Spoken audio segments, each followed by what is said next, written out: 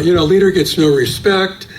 I'm the chairman of the steering committee of this group, and I'm just laughing. Daryl and I are close and old friends.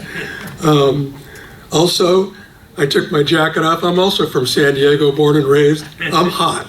So anyway, I'm going to go ahead and get started. I hope that this paper can add some context to what our three panelists have already said. Role and resolution of conflict and evangelical political engagement.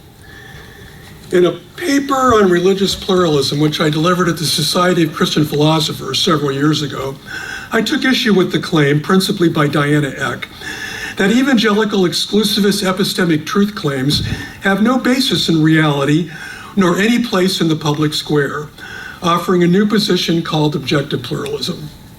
While that paper focused on both philosophy of religion as well as political philosophy, time has not stood still as the rejection of Christianity, and evangelical Christianity in particular, has broadened into the public sphere with a newfound hatred that takes serious issue, not just with Christian policy concerns, but with whether the faith itself has any place in contemporary American public square. In part one of this paper, I examined this corrosive state of American political discourse from the standpoint of evangelicals, and how their shift away from liberal democracy has led to a fracturing of voices. In part two, I present three contemporary Christian responses to this fracturing to better understand the conflict and evangelical engagement with those who oppose it in the public square. Part one, American political discourse. Encountering the anger and rejection expressed above, evangelicals pastorally, civically, and academically have responded, sometimes ironically, sometimes forcefully, as we've heard. Both types of responses have a place in the evangelical orbit. Christians find they are under siege in both their Weltanschauung, in other words, a worldview from a particular standpoint, and their zeitgeist, the intellectual, moral, and social climate of their era. In other words, for us, that's now. Under attack are their strongly held beliefs, as well as the place of those beliefs, if any, in the public square. Christianity has seen a reduced role in culture in the public square, being rejected as a source of truth and identity. The rejection of Christian influence has led to a stronger embrace of religious pluralism and a push not only for the acceptance of other faiths, but also the rejection of what once was considered a privileged position of Christianity in American public discourse. And I might add that is de re, not de jure. In addition, the broadening of militant secularism and universalist pluralism has led to a post-Christian culture, meaning that Christianity no longer serves as a de facto bellwether for understanding culture, the nature of truth, history, or morals. In the culture, Christianity is not only broadly under attack externally by both secularists and pluralists, but Christianity is also on the attack internally. Meaning here, a reassessment of evangelical commitment to liberal democracy. In one recent work commenting on this present conflict, confronting evangelicals, the authors of Hopeful Realism comment, quote, "The upshot is that our public witness has been seriously compromised by moral inconsistency and incoherence. And by this, we have contributed significantly to the polarization and conflict currently roiling American politics." It is not just that evangelicals don't have a coherent and moral framework for politics, it's also that what is emerging from some parts of our political culture, Christian and non-Christian alike, explicitly sets itself against any reasonable sense of what makes for liberal democracy. Whether these emerging challenges are Christian arguments for post-liberal confessional states or progressive ones in favor of setting aside central liberal protections in the name of equity, liberal democracy's critics are clearly having a moment. While this might have been unthinkable 50 years ago, given the political and social norms of the time, a commitment to liberal democracy is no longer as widely shared. What the authors refer to here is the observation by many Christians who believe that the present cultural situation in which they find themselves is due to the failure of their own form of government to protect their way of life and liberties. Core values of a liberal democracy on which it has seemingly turned its back. Liberal democracy. To understand liberal democracy, understand that, and Eric talked a bit about this, for the past 200 years, it's been the political philosophy which shaped the American experiment since its founding, expressed in the Declaration of Independence and the Constitution with its Bill of Rights. In a recent study, it was found that over 160 countries have used our founding documents to help frame their own. Liberal democracy is generally understood to be a complementary blend of classical liberalism and civic republicanism. Classical liberalism emphasizes individual liberty with core tenets including natural rights to life, liberty, and property, and a limited form of government to protect these rights. It advocates for a free market with minimal government intervention.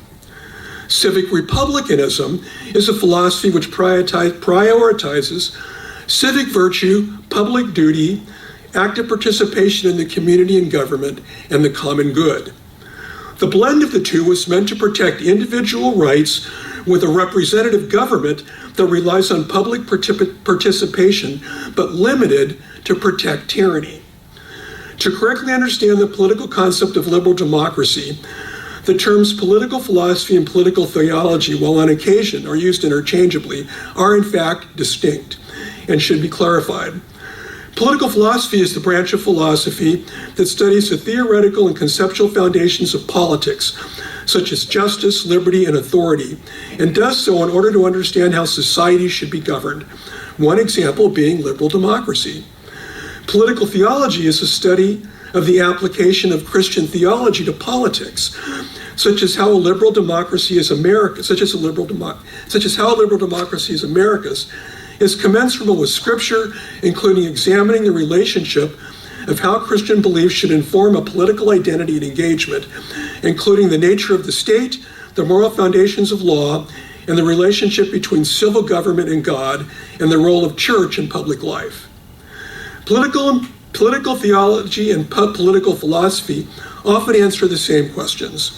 Political philosophy does so, however, from the standpoint that derives political law from human reason, whereas political theology begins with divine authority and analyzes how to order civil society and political institutions in light of Christian revelation. From the standpoint of political philosophy, liberal democracy is a system of government adopted by the United States whose members are citizens. From the standpoint of political theology, liberal democracy is a system of government in which Christians decide, based upon their understanding of that form of political philosophy, how or if they are able to support and or to participate. Historically, until recently, Christians in America from diverse theological viewpoints, while seldom in complete agreement with the government, have been supportive of the political compact between the people as framed in the Constitution. That compact is what is at issue. Definitions. Before proceeding to the concerns, two additional terms used in this paper need definition and explanation: evangelicalism and the public square. Each I take as a given and will not defend here.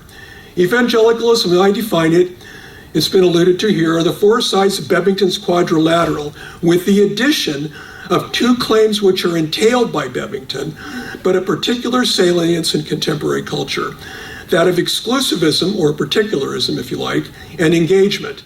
The very nature of the gospel means engaging our world with good news. These commensurable doctrines provide a common content and context for which evangelicals can build a framework of biblical political engagement. Public square. Engagement is not only entailed by Bebington in the nature of the gospel, so is the concept of the public square. It was this very idea which led American evangelicals such as Carl F. H. Henry, Billy Graham, and Harold Ockenga in the 1950s, Darrell alluded to this, to move away from the fundamentalist separatism which characterized the faith at that time, going back to the social gospel and where we pulled away, to found the Evangelical Theological Society, Christianity Today, and the National Association of Evangelicals, to name a few, in order to re-engage gospel life with the broader culture. David Dockery says of Henry's understanding of the kingdom provided a framework for cultural engagement that would pave the way for opportunities of evangelical co-belligerency. That doesn't mean fighting, by the way. With calling for believers to be benevolent, compassionate, and engaged citizens. Concerns to be addressed. Whatever the past political position and theological understanding of evangelicals, this lack of theological coherence on former issues of common ground, such as the requirement of moral character for public office, to name just one, has served, as one author put it, to bring evangelical moral and political witness to a nadir. Churches have been politicized, riven by partisan and ideological disputes that at times are more central than the theological or biblical claims. Driving this external conflict is the vast gulf of values between pluralism and the secular left with that of Christianity. How to specifically address this disparity of values, such as same-sex marriage, and the disparaging of Christian social institutions, rocking American social and political discourse, also has led to an internal conflict of fracturing within the Christian church, understanding the failure of liberal democracy is the signature cause. In part 2 of this paper, I addressed this latter internal concern of how the evangelical church has responded to this failure, often in incommensurable ways, to this growing estrangement from American culture and its participation in the public square. Part 2, Evangelical Theological Response.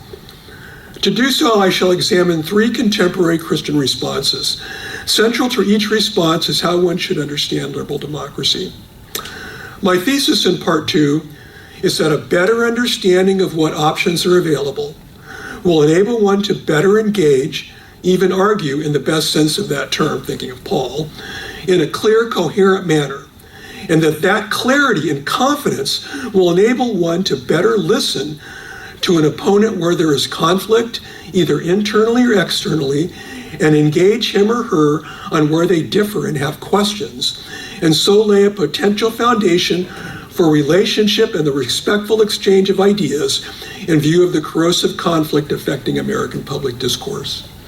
In my conclusion, I make several observations on respect and love of neighbor and how it is better served when we know why we believe what we believe, so that we can more effectively address how should we then live.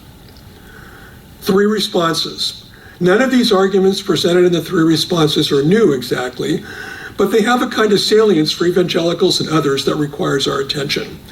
In particular, we are increasingly faced with a culture that suggests we can either be faithful Christians by disengaging in some way from it, or we can endorse a liberal, democratic political order with its constitutionalism, limited government, and respect for individual liberties. These are issues that obviously matter far beyond our religious community. Can a coherent, biblically informed moral framework be reconciled with liberal democracy in a pluralistic way, or are they ultimately incompatible? 2 of the responses answer the latter question in the affirmative, namely, liberal democracy, at least in some sense or completely, is incompatible with evangelical Christianity. The third affirms liberal democracy is compatible. Each has a significant following and serves to give the reader an entry point into how evangelicals might respond within culture. Each recognizes the toxic crisis facing Christians. Each has a different answer. In a short paper such as this, I will only present a summary sketch. Here the intention is to cite tenets and trajectory in order that one may be challenged to further examine the options. First response, rejection. Post-liberalism, also labeled by some as the New Right, categorically rejects the philosophy of American liberal democracy, be it classical or contemporary. Major proponents include Patrick Deneen of Notre Dame and Adrian Vermeule of Harvard. Deneen is perhaps the most influential with his seminal works, Why Liberalism Failed, followed by Regime Change Toward a Post-Liberal Future. Deneen's central thesis is that liberalism has failed not only because it has fallen short of its ideals, but precisely because it has succeeded in fully realizing them. Dean, by the way, is a Catholic Christian.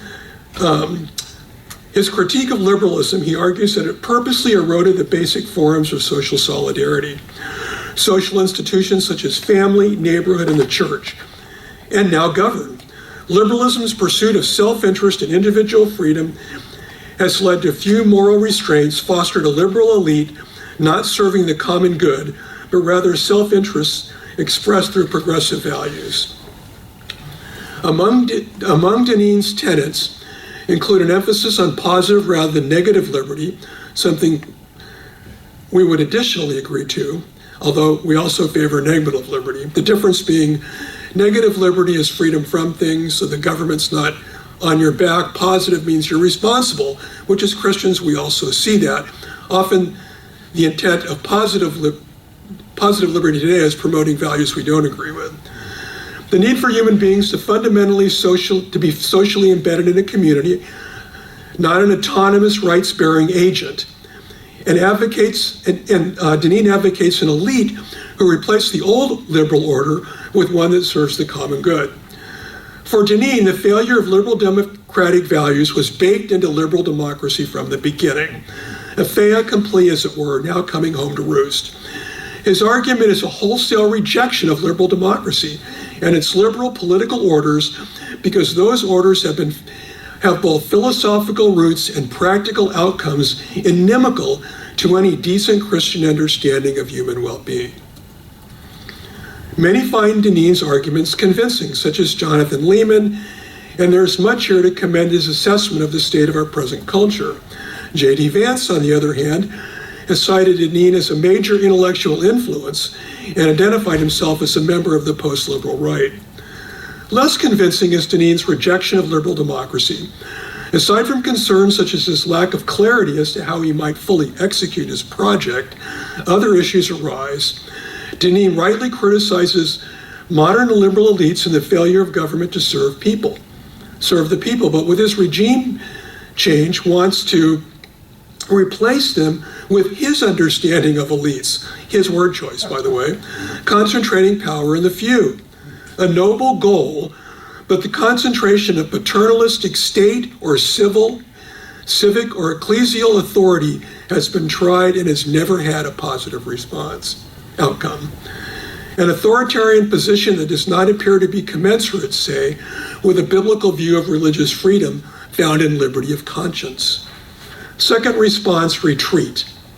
Either one rejects liberal democracy and replaces it with something else, or one accepts it, and if needed, works to change it from within. Yet there is a tertium quid, third option, retreat, which falls between the two, not rejection of the philosophy, but a partial withdrawal from its corrosive effects and concomitant fallout. Well-known proponents of variations on this position are Rod Dreher, particularly in his work, The Benedict Option, an intentional retreat, though not complete withdrawal, at least yet, from Christian culture, and Aaron Renn, set forth in his recent book, Life in a Negative World. I examine Renn, whose rejection of robust cultural engagement has a more moderated and nuanced approach than Dreher. Each, however, advocates for a reorientation away from secular culture toward local, thick Christian communities. Both have much to commend them. Renn's thesis is that Christians have been in the era he labels the negative world since roughly 2015, which is characterized by the type of corrosive zeitgeist described in Part 1, where Christians are the enemy, seen as a threat to the public good and openly repudiated. Renn's thesis is that Christians have been in an era he labels the negative world. Some elements of Renn's negative world include rejection by a malevolent culture and the elite domains of society, skepticism of evangelical truth, and hostility to much of its morality in a post-Christian culture, and a rejection of natural law. Renn advocates for adjustment by Christians to become less dependent on the intolerant world around them and to have much stronger limited engagement with it. For building resilient community in the family and churches rather than secular institutions, for pursuing excellence, but also for being prudential, how Christians should live out their worlds in a whole hostile pluralistic world. Renn's rejection of liberal democracy is one of degree, not kind. Unlike Denin, he does not desire regime change, nor is he highly confrontational, completely avoiding culture war engagement. He is far more hopeful. He believes that politics is important to evangelicals, but that cultural engagement is no longer the most prudent course of action on many, if not most, issues. This is a concern with Wren's position, namely that for him, evangelical does not mean cultural engagement in the public square.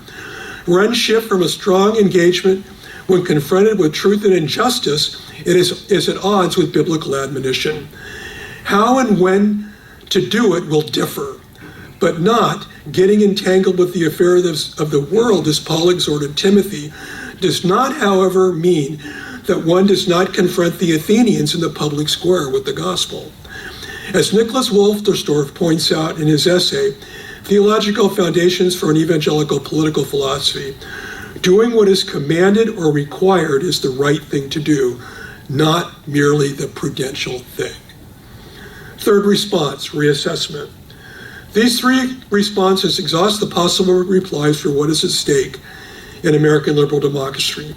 One can reject it as Deneen, albeit for different reasons, and choose a different replacement. One can have a qualified acceptance with a retreat from culture as Wren, albeit to a different degree, or one can accept American liberal democracy in its present form, meaning for an evangelical Christian that even with the present cultural storm, one can maintain one's beliefs with a clear conscience, believing it still to be the optimum approach for the gospel within government, seeking if desired to challenge, engage, and change it if possible. To stay the course and accept the work within American liberal democracy is the third rail. And I argue the best option, meaning the one most commensurate with biblical principles. The version of liberal democracy I endorse is one similar to that advocated by Nicholas Wolterstorff, found primarily in his works The Mighty and the Almighty, an essay in political theology, and Understanding Liberal Democracy, essays in political philosophy. Other proponents may be found, such as Carl F. H. Henry, for example, who, although their views differ, both endorse working within the framework of American liberal democracy and grounding its understanding and application in Scripture. I call this response reassessment, meaning from the standpoint of Christian political theology, whether Wolterstorff, Henry, Kuyper, for example, or others, there is a need to reassess liberal democracy specifically among evangelical Christian beliefs. For Wolterstorff, liberal democracy should be grounded in a biblical view of human rights as understood through the Imago Dei, and that the state's role is to protect those rights. I've already set out the basics of liberal democracy and will add nothing to that other than to argue that human rights as understood by Wolterstorff is essential to a coherent liberal democracy. With the adoption of classical liberalism at the founding, these rights were understood as natural rights, inalienable rights, grasped through natural law. As the view evolved to a contemporary modern liberalism, that ground was lost in both senses of the word ground. Natural law is a common thread here, as Wren too argues for it, and as does the new work Hopeful Realism, Evangelical Natural Law and Democratic Politics, cited earlier, which was written to build a case for natural law within democratic liberalism. In summary, advocating for liberal democracy, I do not claim that it is not without its faults, but do contend for present its acceptance and reassessment offer the most compelling biblical and political option for evangelicals.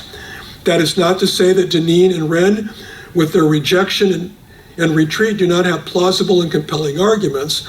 My thesis is that evangelicals, especially leaders, ascertain what is biblical and credible political theological position for themselves. Many of you probably already have one, but those whom you serve likely do not. Yet they also engage in the public square at different levels. James Davidson Hunter, speaking to this issue and to change the world, the irony, tragedy, and possibility of Christianity in the late modern world, challenged Christians with, as the Christian community has lost its prominence in American public life and the culture is pluralized, the grammar of Christian faith has become more strange and arcane, less natural and more foreign, spoken awkwardly, if at all. If this is true, engaging the world with integrity in our time requires a rethinking of the particular challenges to authentic Christian witness that derive from this historical moment. Concluding unscientific postscript, in the best sense of Kierkegaard. First, evangelicals need compelling responses to give them reasons to stop, reflect, and evaluate their position. Second, needed to address the conflict in American public discourse is a clear evangelical philosophy of engagement, shared across theological and political boundaries, that speaks the truth on issues such as these, but does so from a clarity of gospel mission within the evangelical tradition, including modeling the truth, proclaiming the truth, and loving your neighbor. Thank you.